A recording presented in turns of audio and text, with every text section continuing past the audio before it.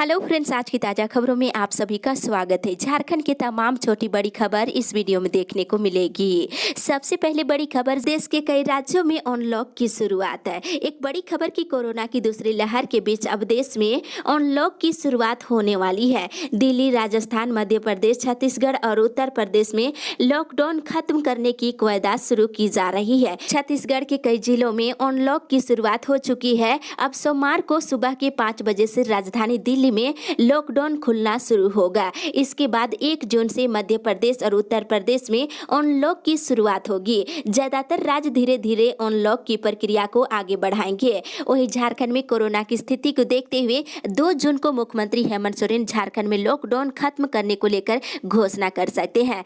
और वहीं पहले फेज में किराना, फल और सब्जी जैसे जरूरी सामानों की दुकानों को खोला जा सकता है। एक साथ ही अगली बड़ी खबर, केंद्र सरकार ने 30 जून तक कंटेनमेंट जोन और पाबंदियां जारी रखने का दिया निर्देश। एक बड़ी खबर की केंद्रीय गृह मंत्रालय ने कोरोना महामारी से निपटने के लिए लागू मौजूदा राष्ट्रव्यापी दिशा निर्देशों को 30 जून तक जारी रखने का निर्देश दिया है। वहीं मंत्रालय ने सभी राज्य सरकारों से कहा है कि संक्रमण के प्रसार पर रोक लगाने के लिए प्रतिबंध अभी जरूरी है। केंद्रीय गृह सचिव अजय भल्ला ने इसको लेकर सभी राज्यों के मुख्य सचिवों को पत्र भेजा है। इसमें राज्यों से कहा गया है कि जिन जिलों में कोरोना के अधिक मामले हैं वहां पर स्थानीय स्तर पर नियंत्रण के उपाय सुनिश्चित किया जाए। वहीं दूसरी ओर कोरोना के बढ़ते मामले को नियंत्रित करने के लिए पश्चिम बंगाल में 15 जून तक लॉकडाउन बढ़ा दी गई है। इसी के साथ ही अगली बड़ी खबर, मौसम विभाग से 30 मई तक झारखंड में रहेगा तूफान का असर। मौसम विभाग के अनुसार 30 मई तक यास तूफान का असर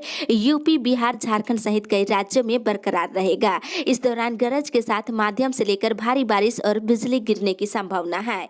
बंगाल की खाड़ी से उठे चक्रवर्ती तूफान यास लगातार अपना कहर बरपा रही है। बंगाल, उड़ीसा के बाद बीते दिन इस तूफान ने झारखंड में तबाही मचाई है और बारिश से जनजीवन अस्त व्यस्त हो गया है। इसी के साथ ही अगली बड़ी खबर, झारखंड कोरोना अपडेट्स।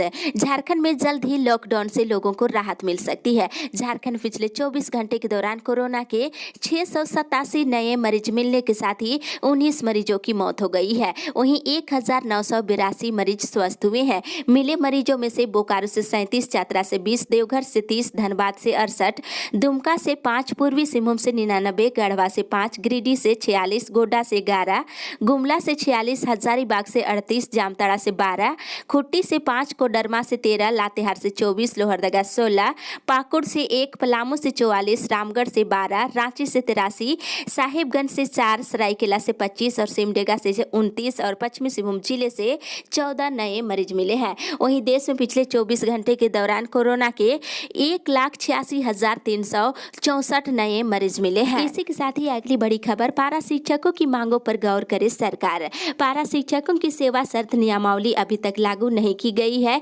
जिससे शिक्षकों में काफी आक्रोश है। वहीं दूसरी ओर कोविड ड्यूटी के साथ ही ऑनलाइन क्लास के लिए शिक्षकों को लगाई गई है, पर सरकार अस्थायीकरण और वेतनमान की मांग पर ध्यान नहीं दे रही है। साथ ही सेवा शर्त नियमावली के प्रस्ताव बन गई है, लेकिन कब कैबिनेट में रखा जाएगा इसकी कोई सूचना नहीं दी जा रही है। दूसरी ओर सरकार कल्याण कोष के गठन करने में लगे हुए हैं। पारा शिक्षक संघ की ओर से जिला सचिव गोविंद गोप ने कहा है कि सरकार गठन के 1.5 साल होने को है, बावजूद हेमंत सरकार ने अपनी चुनावी वादा पूरा नहीं किया है। चुनाव से पूर्व उन्होंने सरकार बनने पर 3 महीने में पारा शिक्षकों के अस्थायीकरण एवं वेतनमान लागू करने की बात कही थी, लेकिन अभी तक स्थिति जस की तस बनी हुई है। उन्होंने कहा कि पड़ोसी राज्य उड़ीसा, पश्चिम बंगाल जैसे राज्यों में पारा शिक्षकों को अस्थायी कर दिया गया है। इसी के साथ ही अगली बड़ी खबर, सीबीएसई 12वीं की परीक्षा रद्द पर नहीं हुआ फैसला, सुप्रीम कोर्ट ने टाली सुनवाई। शुक्रवार को सुप्रीम कोर्ट में कक्षा 12वीं बोर्ड परीक्षा को रद्द करने की मांग करने वाली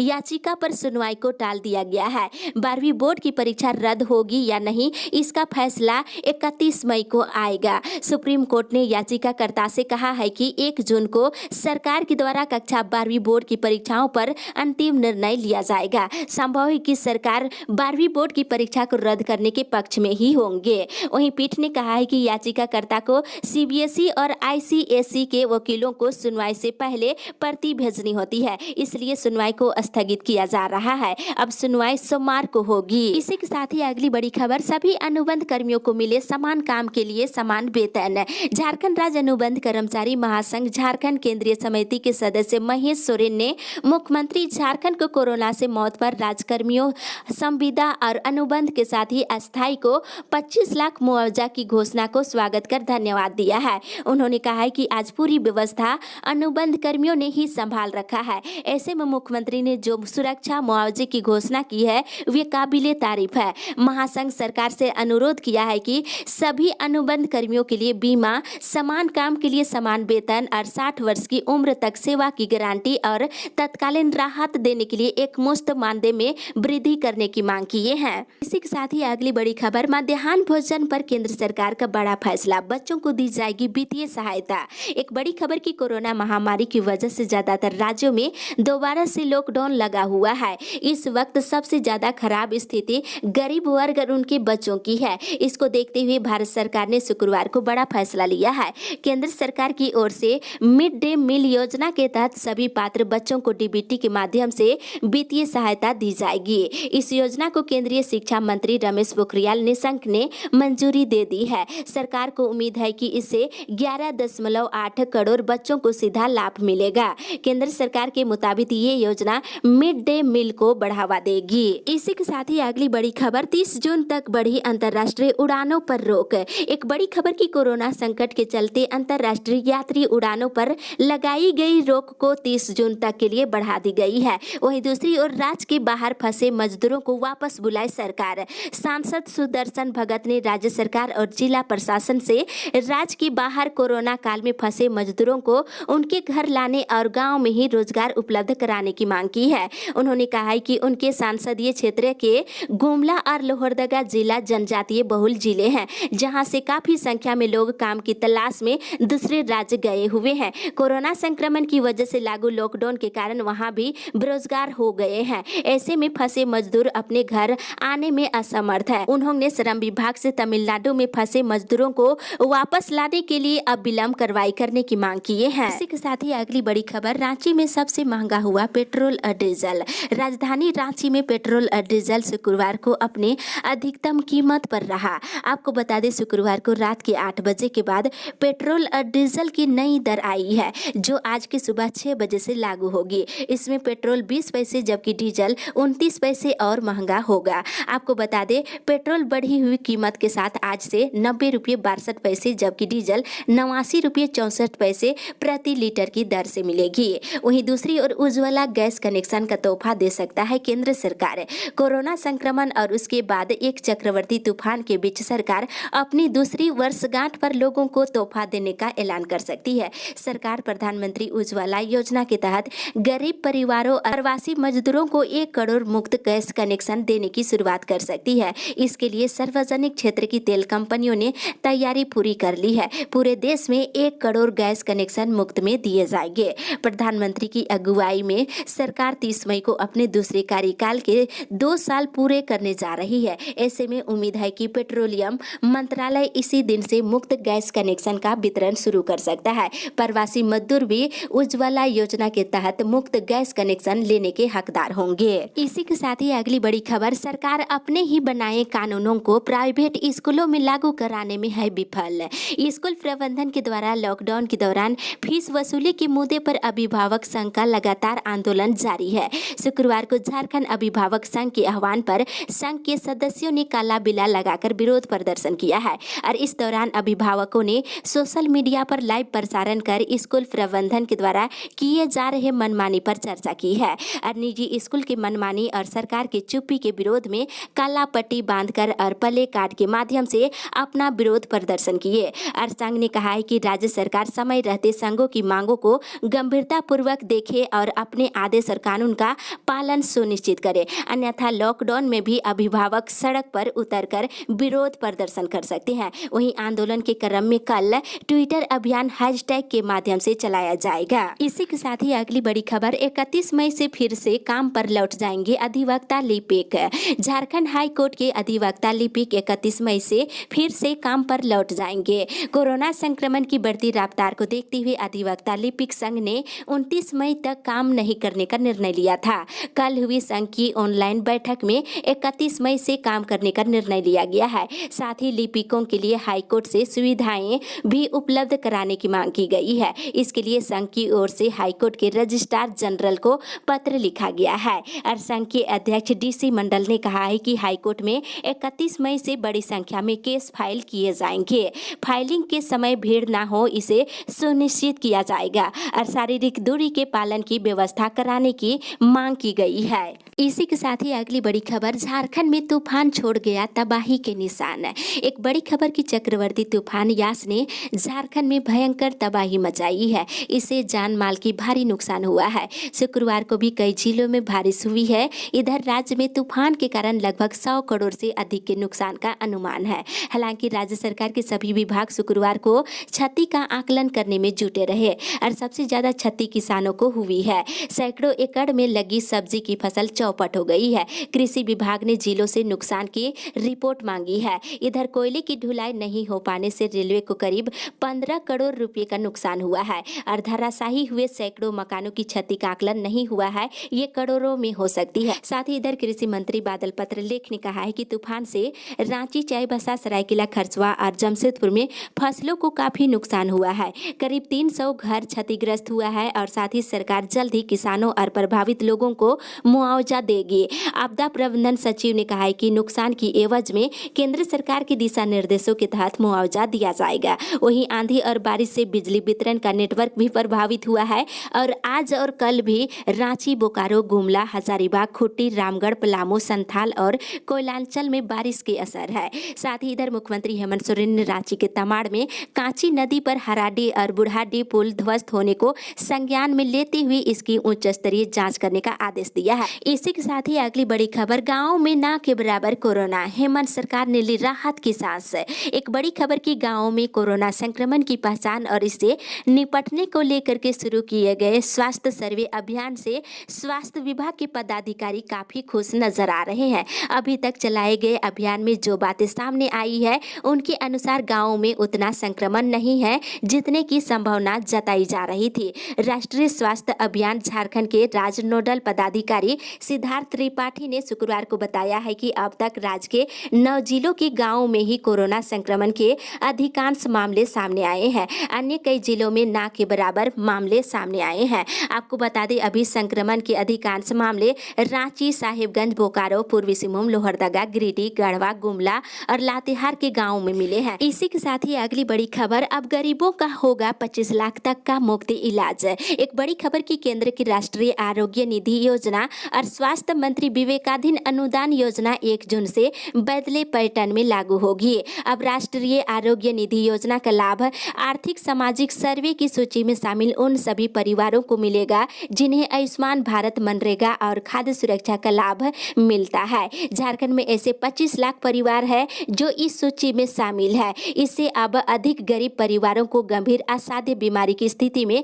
2 से 15 लाख रुपए तक मुफ्त इलाज देश भर के बड़े सरकारी अस्पताल में करा सकते हैं। 1 जून से लागू हो जाएगा और सबसे बड़ी राहत की खबर ये है कि 1 जून से इस योजना की प्रक्रिया पूरी तरह से ऑनलाइन हो जाएगी। इसी के साथ ही अगली बड़ी खबर, समग्र शिक्षा अभियान को 1942 करोड़ की स्वीकृति, पारा शिक्षकों के मानदेय में कटौती। एक बड़ी खबर की केंद्र के शिक्षा मंत्रालय ने समग्र शिक्षा अभियान के तहत वित्तीय वर्ष 2021-22 के लिए 1942 करोड़ रुपए की राशि की स्वीकृति दे दी है। शुक्रवार को प्रोग्राम इम्प्रूवल बोर्ड की ऑनलाइन बैठक में इतनी राशि की बजट की स्वीकृति मिली है। राज्य सरकार ने 3241 करोड़ रुपए का प्रस्ताव केंद्र को सौंपा था, जिसमें इतनी ही राशि को स्वीकृति मिली है। मिली जानकारी के अनुसार केंद्र ने इस बार कोरोना संक्रमण को आधार बनाते हुए कई योजनाओं में राशि की कटौती की है। 1000 स्कूलों में ICT लैब और 1250 स्कूलों में स्मार्ट क्लास का प्रस्ताव था, जो स्वीकृति नहीं हो सका है। वहीं पारा शिक्षकों के मानदेय की राशि में भी कटौती की गई है। इस वर्ष पारा शिक्षकों के मानदेय के लिए 781 करोड़ रुपए ही स्वीकृत हो सका है। वहीं केंद्र सरकार के द्वारा कहा गया है कि राज्य में प्राथमिक शिक्षकों की बड़ी संख्या में पद रिक्त है और पद रिक्त होने के कारण ही पारा शिक्षकों को उसमें सेवा ली जा रही है। हालांकि राज्य सरकार ने इस पर पुनर्विचार करने का आग्रह करते हुए मानदेय की राशि बढ़ाने की मांग केंद्रीय मानव संसाधन मंत्रालय से की है। इसी के साथ ही अगली बड़ी खबर, घरेलू विमान यात्रा होगी महंगी, सरकार ने बढ़ाई किराए की सीमा। एक बड़ी खबर की घरेलू विमान यात्रा अब महंगी हो जाएगी। नागरिक उड्डयन मंत्रालय ने किराए के की निचली सीमा 13 से 16% बढ़ा दी है। यात्री किराए में ये बढ़ोतरी 1 जून से लागू होगी। मंत्रालय ने एक आदेश में कहा है कि किराए की ऊपरी सीमा में कोई बढ़ोतरी नहीं की गई है। आधिकारिक आदेश में कहा गया है कि 40 मिनट तक की अवधि के लिए किराया 2300 से बढ़ा करके 2600 कर दी गई है। वहीं बताते चले कि 40 मिनट से 60 मिनट तक के लिए न्यूनतम किराया 3300 रुपये कर दी गई है। इसी तरह से 60 से लेकर 210 मिनट के लिए किराए की न्यूनतम सीमा क्रमशः 4000 से लेकर 8700 रुपये निर्धारित की गई है। इसी के साथ ही अगली बड़ी खबर, सरकार ने मांगी कोरोना से जान गंवाने वाले कर्मियों की जानकारी। झारखंड सरकार ने कोरोना से जान गंवाने वाले कर्मियों की जानकारी मांगी है और इस संदर्भ में विभागों के सचिवों को पत्र लिखा है। इस पत्र के माध्यम से वैसे कर्मियों की जानकारी मांगी गई है जिनकी मौत कोरोना की वजह से हुई है। वहीं राज्य में कार्यरत नियमित संविदा प्रतिनियुक्त और दैनिक वेतन भोगी पदाधिकारियों और कर्मियों की सूची तलब की गई है जिनकी मौत कोविड के संक्रमण के कारण हुई है और सभी विभागों से सोमवार तक जानकारी भेजने को कहा गया है। वहीं दूसरी ओर शीघ्र वैक्सीन नहीं मिली तो रुक सकता है 18 साल से ऊपर का टीकाकरण। राज्य सरकार को 18 से लेकर 44 वर्ष के युवाओं के टीकाकरण के लिए शीघ्र कंपनियों से वैक्सीन नहीं मिली तो इस आयु वर्ग का टीकाकरण रुक सकता है। कोरोना टीकाकरण के राज्य नोडल पदाधिकारी अंजनी डोंडे के अनुसार राज्य के पास वर्तमान में इस आयु वर्ग के लिए 80,000 डोज वैक्सीन ही उपलब्ध है जो 2 से 3 दिनों में ही खत्म हो सकती है। देवघर, चतरा, गिरिडीह और रामगढ़ के कुछ जिलों में देखा जाए तो वैक्सीन खत्म हो गई है। इसी के साथ ही अगली बड़ी खबर, एपीपी मुख्य परीक्षा व लेखा पदाधिकारी नियुक्ति प्रारंभिक परीक्षा का परिणाम जारी। झारखंड लोक सेवा आयोग ने सहायक लोक अभियोजक मुख्य परीक्षा और लेखा पदाधिकारी नियुक्ति प्रारंभिक परीक्षा का परिणाम शुक्रवार को जारी कर दिया है। वहीं दूसरी ओर सीए की परीक्षा 5 जुलाई से शुरू होगी। सीए परीक्षाओं की आयोजन की तिथि जारी कर दी गई है। इसके साथ ही अगली बड़ी खबर, मिनी बस संचालकों ने टैक्स माफ करने के साथ ही बकाया देने को लेकर डीसी से लगाई गुहार। शिक्षित बेरोजगार मिनी बस एसोसिएशन ने उपायुक्त से गुहार लगाई है कि लॉकडाउन की अवधि का टैक्स माफ किया जाए और प्रवासी मजदूरों को लाने और पहुंचाने का किराया भुगतान किया जाए। एसोसिएशन के महामंत्री विवेक कुमार सिंह ने कहा है कि कोरोना में बसों का परिचालन बंद है जिससे बस संचालकों की हालात खराब हो गई है। यही नहीं, कोरोना काल में जिला प्रशासन ने प्रवासी मजदूरों को इधर से उधर पहुंचाने के लिए इन बसों का उपयोग किया है और उसका भुगतान नहीं किया है। जल्द से जल्द भुगतान करने की मांग की है। इसी के साथ ही अगली बड़ी खबर, कर्ज से मुक्ति दिलाने को सरकार करे पहल। तरबूज उत्पादकों की तरह गुमला जिले के सब्जी उत्पादकों ने राज्य सरकार से अपने को कर्ज मुक्त कराए जाने की दिशा में पहल करने की गुहार लगाना शुरू कर दिए हैं। किसानों का कहना है कि लॉकडाउन लागू होने के बाद यस चक्रवात के कारण 2.5 दिनों तक लगातार बारिश होने से उनके अरमानों की बलि चढ़ गई है। उन्हें सब्जी का लागत मूल्य निकालना भी मुश्किल हो गया है। उन्होंने बैंकों, महाजनों और स्वयंसेवी संगठनों से कर्ज लेकर सब्जी की फसल लगाई। लोग चाहते हैं कि सरकार क्षतिपूर्ति का मुआवजा दे। वहीं बता दें, बसिया अंचल में चक्रवाती तूफान और वर्षा से सब्जी की फसलों की हुए नुकसान का आकलन की जा रही है। जिन किसानों की फसल बर्बाद हुई है उसकी तस्वीर के साथ मुआवजा के लिए अंचल कार्यालय में आवेदन जमा कर सकते हैं और जांच उपरांत उचित मुआवजा देने की कार्रवाई की जाएगी। साथ ही बता दें, इधर चक्रवाती तूफान यास से प्रभावित इलाकों का हवाई सर्वेक्षण करने के बाद प्रधानमंत्री नरेंद्र मोदी ने उड़ीसा और पश्चिम बंगाल के साथ ही झारखंड के लिए तत्काल 1000 करोड़ रुपए की सहायता राशि देने की घोषणा की है। इस अपडेट में बस इतना ही।